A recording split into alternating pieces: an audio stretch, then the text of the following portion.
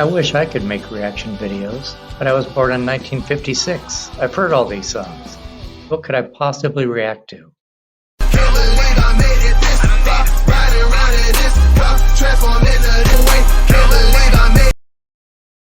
Hey whippersnappers, Brian here at Boomer Reacts.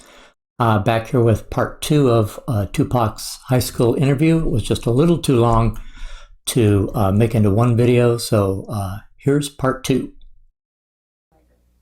I'm most unlike my mother because, that's a crazy question.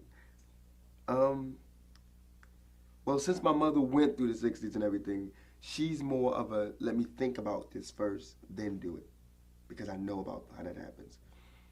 And I'm more like of, if you get me hyped, I'm a dangerous weapon. If I'm hyper, I mean, even for, not like violent like, but if I'm hyper to run basketball and I have to go to work, I'll be there late. If I'm hyper to do something, I can't concentrate. And my mother can really concentrate. And like in school, as much as I talk about needing education and everything, I goof in school every year. It's just I can't help it. I like popularity and I like being around people and I just like, talking and everything. And my mother's more of a get this done and then do that. So that's what we're not alike, and I trust people more and I'm more open. And since she's been through those things, she's more weary of trusting people, but she does trust people. But I'm just totally just like, oh, okay, you're my friend now, But we're more alike than we are unlike. That's really weird. Well, you say you goof around a lot in school. Do you feel you're learning enough, or do you feel they could be doing a better job of teaching you things? Well, I hope I don't get in trouble, but school is, I think that we got so caught up in school being a tradition that we stopped using it as a learning tool, which it should be. Like, up to this day, I mean, school should be, I think there should be a different curriculum in each and every, neighborhood, Because I'm going to Tampapi High, and I'm learning about the basics, but they're not basic for me, and it's like, they're not, to get us ready for today's world, that's not helping. It's just what they took, so it's what we're gonna take, And that's why the streets have taught me. And but school is really important, reading, writing, arithmetic. But I think after you learn reading, writing, and arithmetic, that's it. But what they tend to do is teach you reading, writing, and arithmetic, then teach you reading and writing and arithmetic again, then again, just making it harder and harder, just to keep you busy. And that's where I think they messed up. There should be a class on drugs. There should be a class on sex education, a real sex education class, not just pictures and diaphragms and unlogical terms and things like that. There should be a drug class. There should be sex education. There should be a class on scams. There should be a class on religious cults. There should be a class on police brutality. There should be a class on apartheid. There should be a class on racism in America. There should be a class on why people are hungry, but they're not. Their classes on gym, physical education. Let's learn volleyball. Because one day we're going to, their classes like algebra, where I've yet to go to a store and said, can I have X, Y plus 2 and give me my Y change back, thank you. I think you could let me. I feel the same way. I lived alone by myself, and the things that helped me were the things that I learned from my mother and from the streets. And reading has helped me. I mean, school has taught me reading, which is I love reading, writing, and arithmetic. That's it. Like foreign languages, I think they're important, but I don't think it should be required because. Actually, they should be teaching you English and then teaching you how to understand double talk, politicians double talk, not teaching you how to understand French and Spanish and German. When am I going to Germany? I can't afford to pay my rent in America. How am I going to Germany? This is what I mean by the basics and not the basics for me. And I think that it should be like college. You can go and take the classes that you want. And I think that elementary school should be that way. Where they give you the classes you should take for the basics. And then junior high school and high school should be the classes that you need in order to choose your path. So do you feel like schools are not really listening to the kids' needs?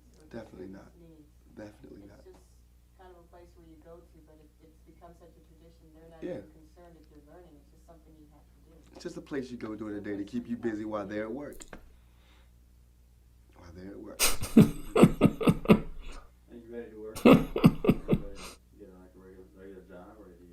Yeah, I've actually been working already. You know, like I've been going to school during the day, then I work 8 hours at the pizza place, then go home. And if I'm, isn't it like 40 hour a week? That's what adults work, right? And that's what I'm working, 40 hours a week. I'm still not getting the respect that adults get, you know. But I'm not. I don't want to keep sounding like I'm worried about respect and fame and all of that. I'm just saying that. I mean, ancient civilizations have survived without um, going to schools like this. I mean, they've learned from their parents. We're not being taught to deal with the world as it is. We're being taught to deal with this fairyland, which we're not even living in anymore. And it's sad, because I'm telling you, and it should not be me telling you. It should be common knowledge. Aren't they wondering why death rates are going up and suicide is going up and drug abuse? Aren't they wondering? Don't they understand that more people are, I mean, more kids are being handed crack than they're being handed diplomas?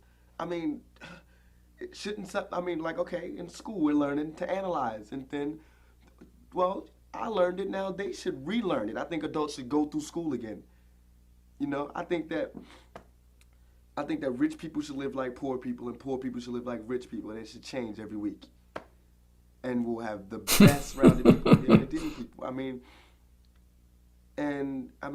everywhere.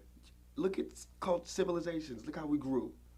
You know, and I think we need to learn from our mistakes and stop just going through the motions, which we're doing now. It's like we're waiting for some big button to be pushed or something like that. Can you do anything about that, Tupac? I mean, what can you do when you grow up, right? Okay. That you can make a difference in this? Well, as it is, and it's honestly, I feel this way. But society is like I mean, it's like, you know those little things they have for the mice where they go through around a circle and there's little blocks for it and everything? Well, society is like that.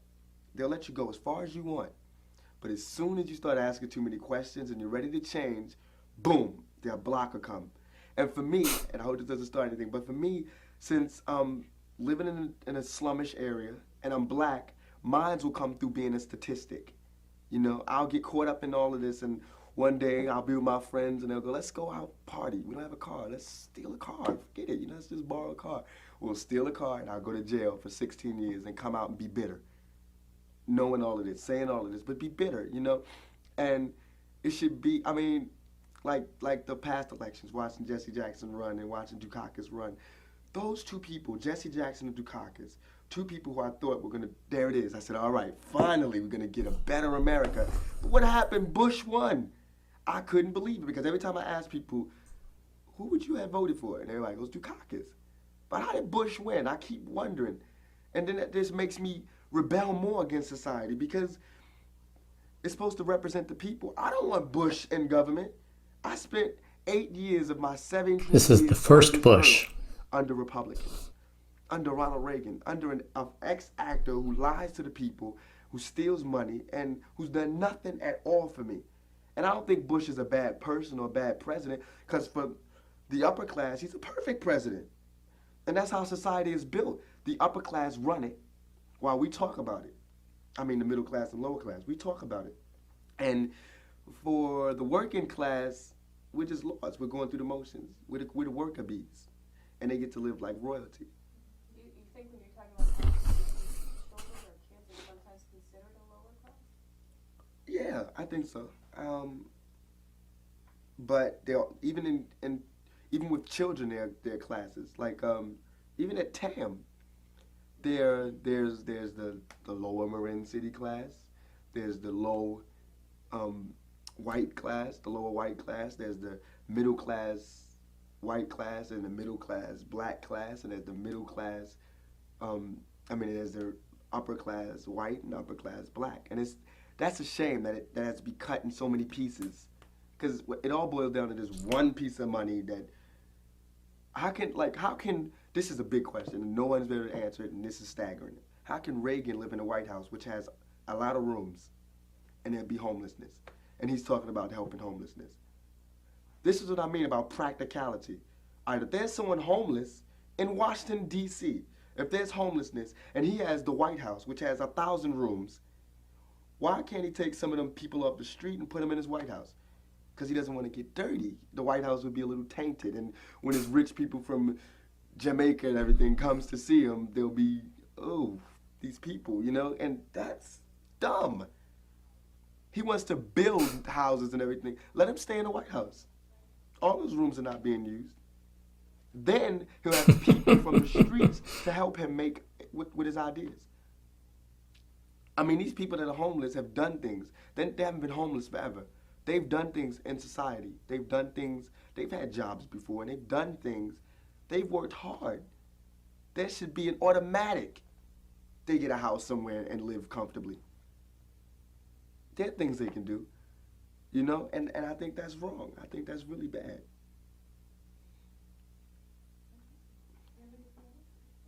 You're very interesting stuff, but you're also entertaining at the same time. Yeah, that's fascinating. Like you're in the right field, I think. Yeah. I mean, yeah, because it's very insightful, but it's also like we're getting a kick out of What, give me you like last year you were in New York? Yeah. Where? No, last night I was in Baltimore. Year before that I was in, I spent 3 years. They were in Baltimore, complimenting him. going to the School of Performing Arts. Then, before that I was in New York. That's where I grew up. That was my total growing up part. We moved out of New York because because of my mother's choices, you know, and she couldn't keep her job because of her choices, because it was too much. Yeah, no, she was calm now. I mean, it was totally calm, but it was like they figured out who she was, and she couldn't keep a job. That should be illegal. So she lost her job, and of course we were like stranded in New York, and yeah, so we stranded in New York. So we moved to Baltimore, which was total ignorance town to me because, okay, it was just like, I mean, in Baltimore, it's just ignorant. It gets me upset to talk about it. Baltimore has the highest rate of teenage pregnancy, the highest rate of AIDS within the black community, the highest rate of teens killing teens, and the highest rate of teenage suicide, and the highest rate of blacks killing blacks in Baltimore, Maryland. And this is where we chose to live. So as soon as I got there, being the person I am, I said, no, I'm changing. So I started a Stop the Killing campaign and safe sex campaign and AIDS prevention campaign and everything. And then I came back, and I felt like I did a lot of good. I did good things and everything. Came back. The second week I was in California, I got a call, and 2 of my friends were shot dead in the head. 2 of the friends that were working with me shot dead in the head. And it's just like, why try? Because this is what happens. But I still try, you know? And I came to California to escape that violence that I escaped New York for. Then I went to Baltimore, escaped Baltimore for, came to California. Come to Marin City, and there's skinheads violence. There's racial violence, which I deplore. I can't stand racism in any form, shape, or color. I can't stand it. So what I did was I talked to people and everything, and what happened was TAM is really integrated. So there was a party, and it just happened that it was a white girls' party, and everybody goes. It doesn't matter. And there's racism, but it's not like that. You know, we understand each other, and we're children, and we're able to talk to each other about it. So everybody went to this party, and I was working, and I was going to go to the party right after I got off work, me and my friends. So we got off work, we're on our way to the party, we're laughing and joking, just going through, and we see our friend Jonas, who's white, and he's telling us there was a fight at the party. And I was like, what happened? He said the skinheads came and called the black people niggas and made them, said they had to leave, and of course there was fight. I was like, oh my God. So we were sitting there, they went home, we were sitting there talking and everything, and my friends was just like, this couldn't happen in the 60s, you know, let's figure out what to do. And he just said, I know, we'll start the Black Panthers again.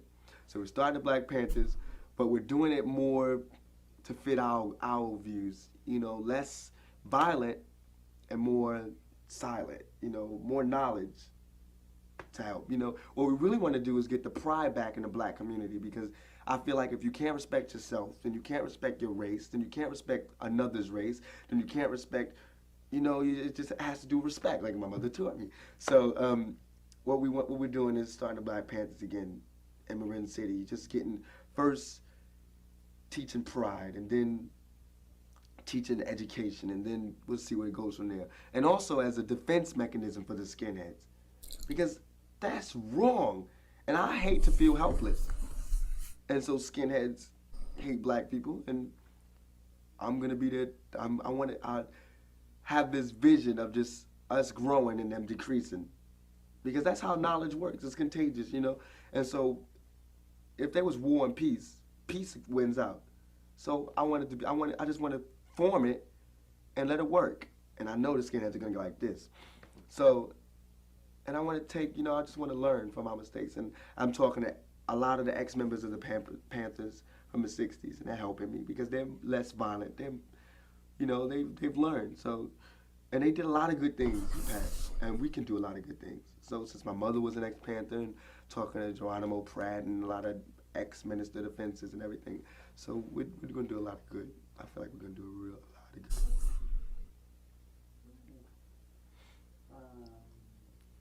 Anything you feel like you wanted to say that you didn't have a chance?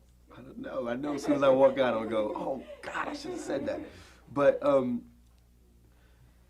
just to end the importance of growing up just growing up in America. I loved my childhood, but I hated growing up poor, and it made me very bitter. It's like, all right, now I got a job. I quit now. I had a job, and just today I got paid, and I have money in my pocket that I worked for, and that the greatest feeling, that I worked for. I'm just getting a job, and I'm working and everything, and that feels good. But I'm still poor.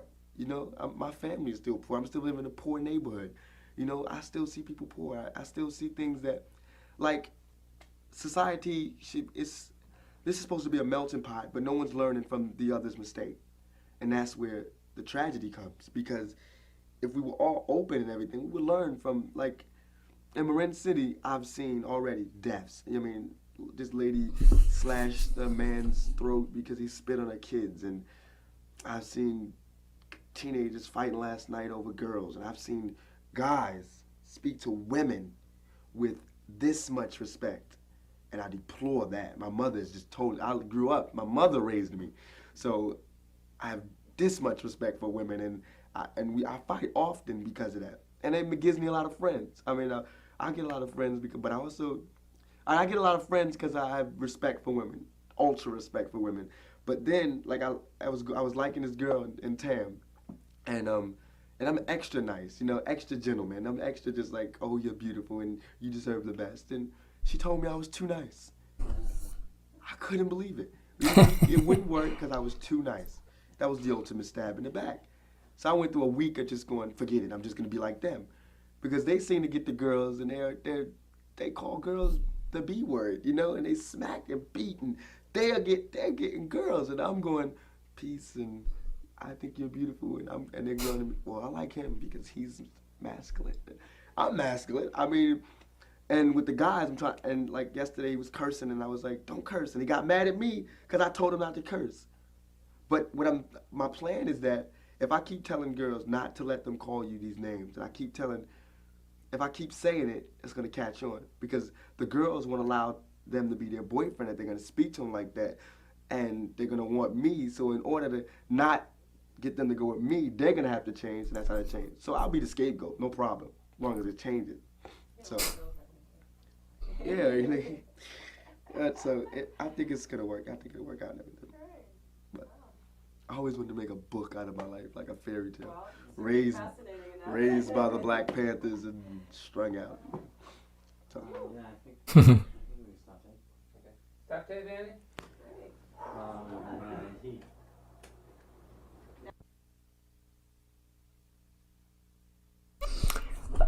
That did not seem at all like watching a 17-year-old speak.